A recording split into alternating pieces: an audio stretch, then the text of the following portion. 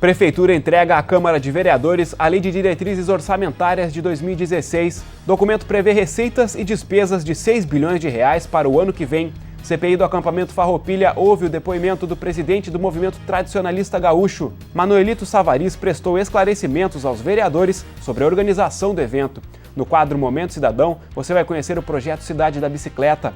Iniciativa discute mobilidade urbana e busca financiamento para uma nova sede na capital. Estes são os destaques do Jornal da Câmara, que está começando agora.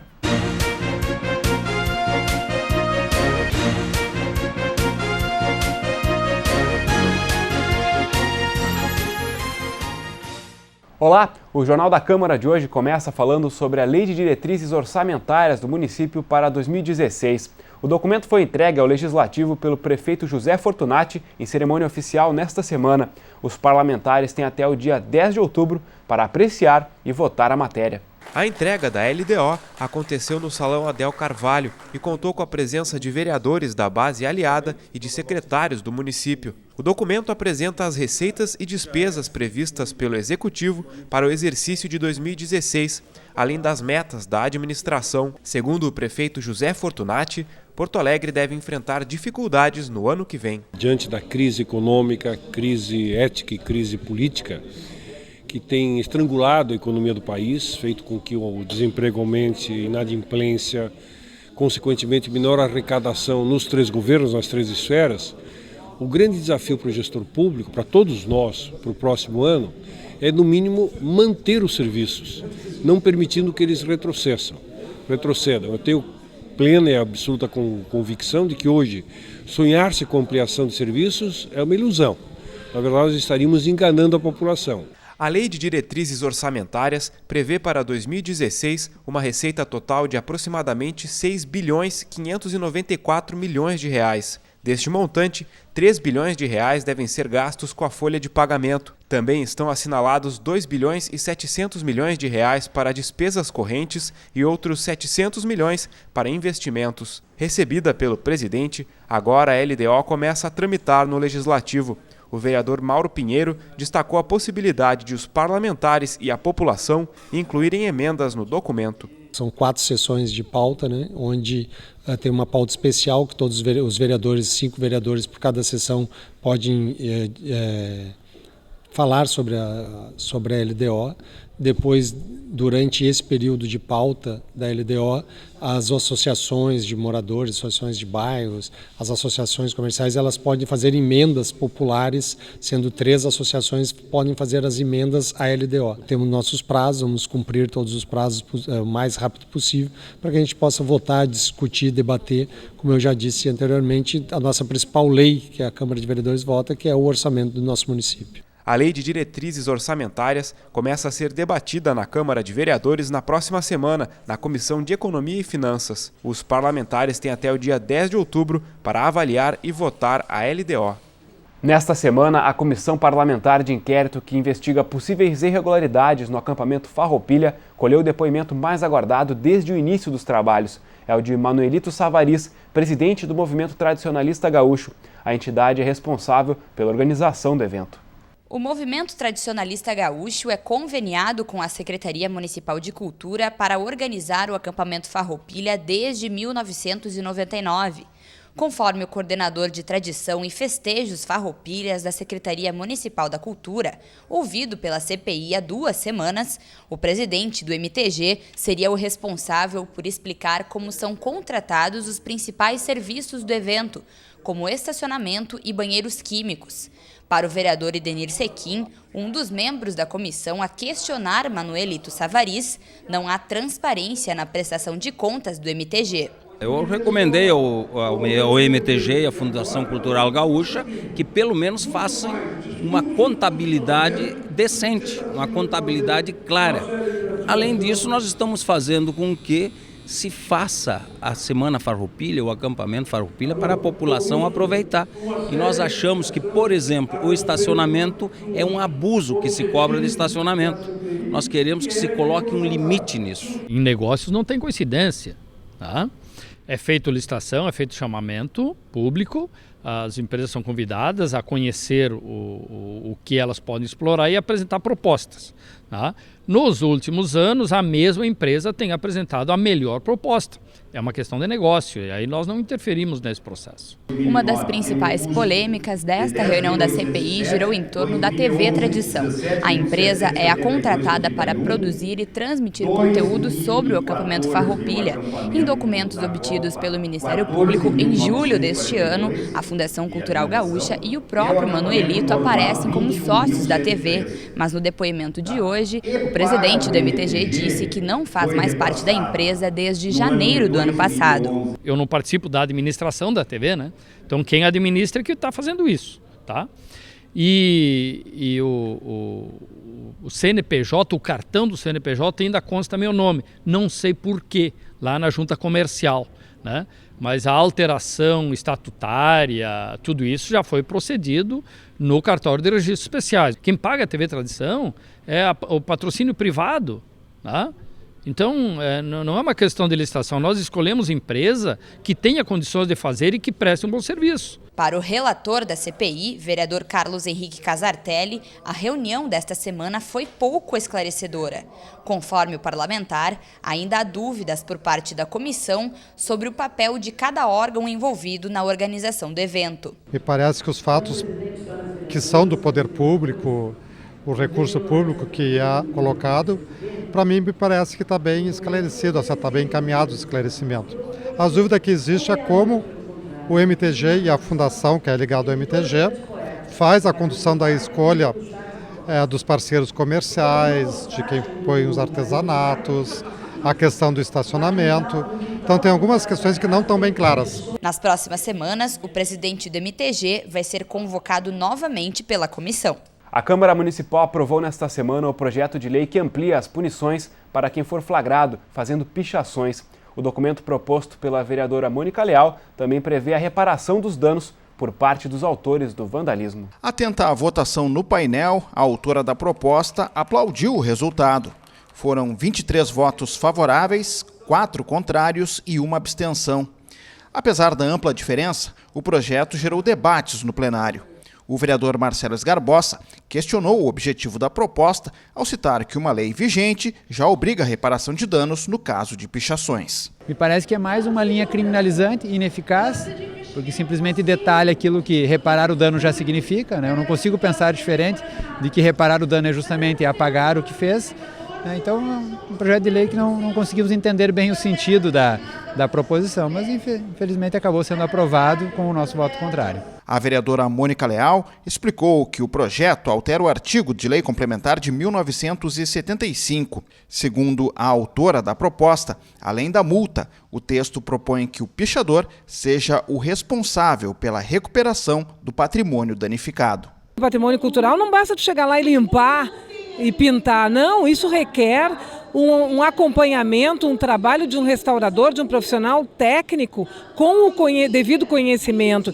Então este pichador, ele terá que pagar do seu bolso o serviço desse profissional devidamente habilitado para devolver o patrimônio que ele destruiu, o patrimônio cultural histórico, tal qual como ele encontrou. A multa prevista para quem for pego pichando vai de 150 a 750 unidades financeiras municipais. Os valores variam entre R$ 495 e R$ 2.475.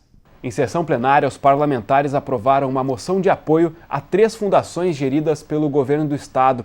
As entidades correm o risco de serem extintas devido à crise financeira no Rio Grande do Sul. O documento foi proposto pelos vereadores professor Alex Fraga, Fernanda Melchiona e Ayrton Ferronato. A proposta também recebeu assinatura de parlamentares de diferentes bancadas. Em votação simbólica, o vereador Nereu Dávila foi o único parlamentar a se abster. Os demais votaram favoráveis ao texto. A proposta tem como objetivo apoiar a manutenção da Fundação Zoobotânica, da Fundação de Esporte e Lazer e da Fundação de Produção e Pesquisa em Saúde.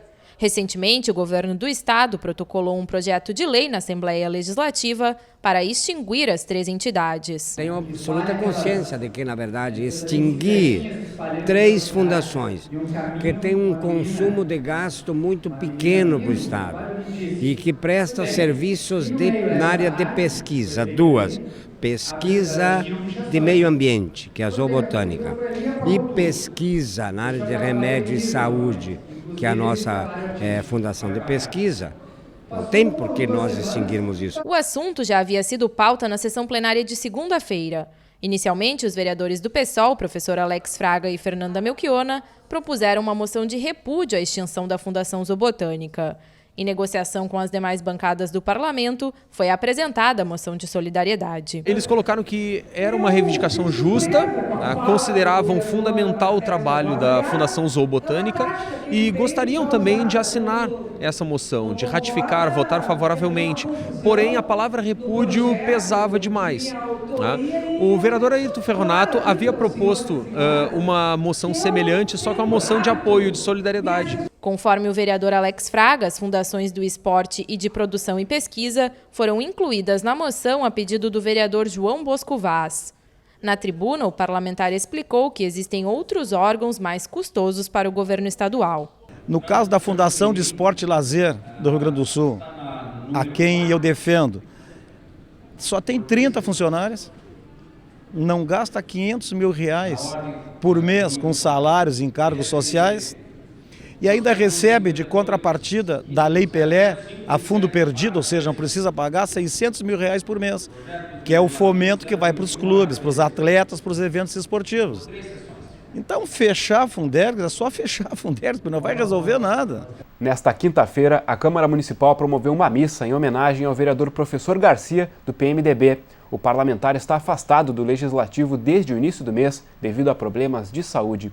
A cerimônia aconteceu na capela do Legislativo Municipal e foi celebrada pelo padre Jaime Gaspar, da paróquia São Vicente. Vereadores e servidores da Câmara Municipal rezaram pela recuperação do vereador Professor Garcia, do PMDB. O parlamentar está internado no Hospital Mãe de Deus desde o início do mês, após sofrer um acidente vascular cerebral. O período de comunicações temáticas em sessão plenária foi dedicado nesta semana à ONG Cirandar. A entidade pediu apoio financeiro para realizar o projeto das bibliotecas comunitárias. Segundo uma das coordenadoras do programa, cerca de 10 mil pessoas são atendidas anualmente nas 9 bibliotecas comunitárias mantidas pela ONG Cirandar. Márcia Cavalcante lembrou que o projeto teve início em 2008 e que, para dar sequência aos trabalhos, precisa de apoio do poder público. Márcia pediu ajuda dos parlamentares para ampliar os recursos destinados à leitura na capital. Porto Alegre merece muito mais no que se refere à área do livro e leitura. Nós ainda realizamos esse trabalho atendendo mais de 10 mil pessoas ao longo do ano, mas sem investimento público. Então, o trabalho que é realizado, ele é realizado com investimento privado, e é um investimento privado que pode futuramente deixar de ser investido. Presidente da Frente Parlamentar de Incentivo à Leitura, a vereadora Fernanda Melchiona afirmou que o objetivo é garantir que o orçamento do ano que vem contemple mais investimentos nas bibliotecas comunitárias. Todos os anos nós temos que fazer emendas na Câmara de Vereadores porque o governo municipal não destina recursos suficientes para investir nessas bibliotecas, para investir nas políticas de formação de leitores, na política de formação de mediadores, nas políticas de produção de livros independentes. Então, nós seguiremos essa luta. Essa semana chega na Câmara a Lei de Diretrizes Orçamentárias e nós queremos fazer uma emenda, né, para garantir recursos para que o Plano Municipal do Livro da Leitura saia do papel e a nossa cidade seja uma cidade mais leitora. O tema do período de comunicações foi sugerido pelo vereador Alberto Kopitschek, do Partido dos Trabalhadores. Uma apresentação com crianças atendidas pelo programa também marcou a atividade.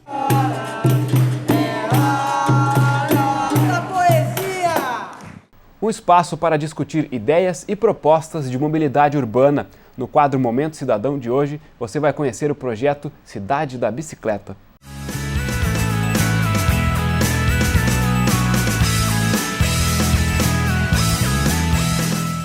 Nos últimos anos, a discussão sobre a mobilidade urbana tem ganhado mais importância, principalmente nas grandes cidades. Em Porto Alegre, o aumento de usuários de bicicleta traz à tona divergências sobre o planejamento urbano.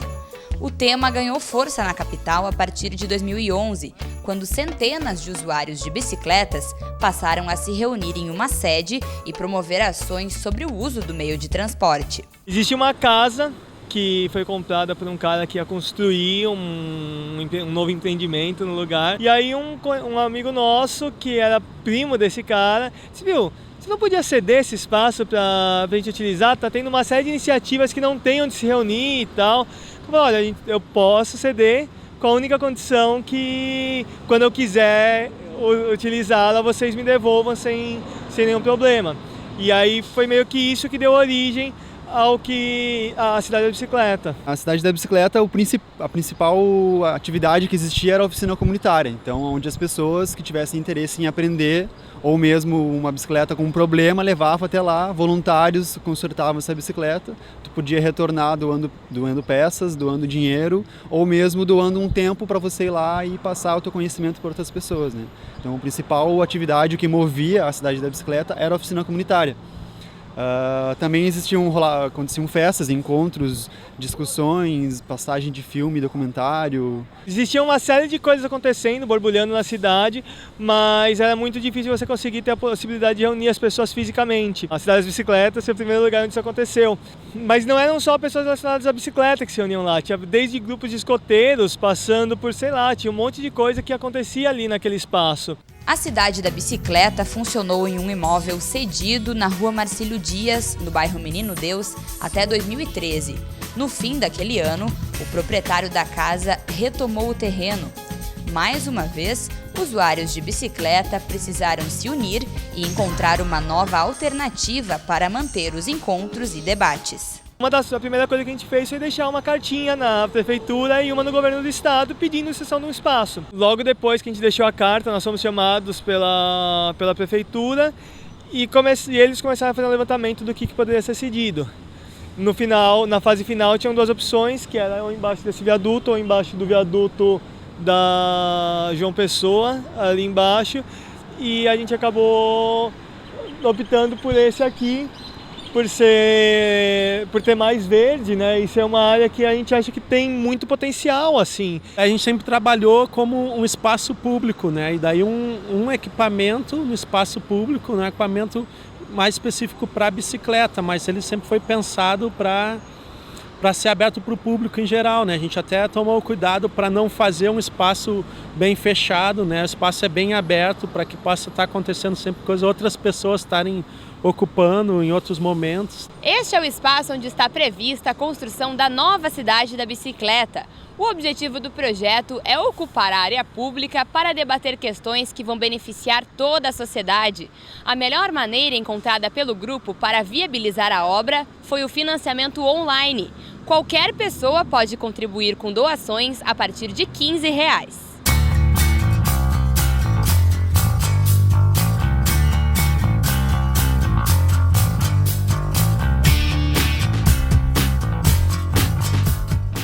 A Cidade das Bicicletas aqui vai ser uma vitrine para esse modelo de cidade que a gente quer, ocupação do espaço público, vai discutir a ocupação do espaço público, discutir a mobilidade urbana, bem numa parte central da cidade, que todo mundo que passar vai estar vendo isso acontecendo, vendo que é possível ter algo diferente. Agora os próximos passos vão ser, eu acredito que procurar o consultório de rua, que é uma iniciativa do SUS, né, do Ministério da Saúde, que existe em Porto Alegre, né, que são pessoas que atendem essas pessoas em situação de rua. Também existe um movimento da população de rua que a gente vai ter que estar conversando e trocando essas ideias, repassando esse projeto para eles, inclusive pedindo que eles sugiram e peçam, né, coisas para que esse lugar não seja mais uma ação de higienização social, né, e que sim, que seja um processo de inclusão, que as pessoas, inclusive esses moradores em situação, possam estar participando. A Cidade da Bicicleta ela tem um pouco disso, assim, o sentimento de compartilhar o espaço público, ele voltar a ser um espaço de todos, um espaço coletivo, e não um espaço de passagem entre o lugar onde você mora, o lugar onde você trabalha, o lugar onde você mora, o lugar onde você compra. E a gente tem outra ideia, a gente tem a ideia de que esse espaço público tem que ser um espaço vivido. O projeto da nova sede da Cidade da Bicicleta está orçado em R$36 mil. Até agora, pouco mais de R$5 mil foram doados. Para contribuir com o projeto, é preciso acessar o site catarse.me/Cidade da Bici. O prazo para o recebimento das doações se encerra em 15 de setembro.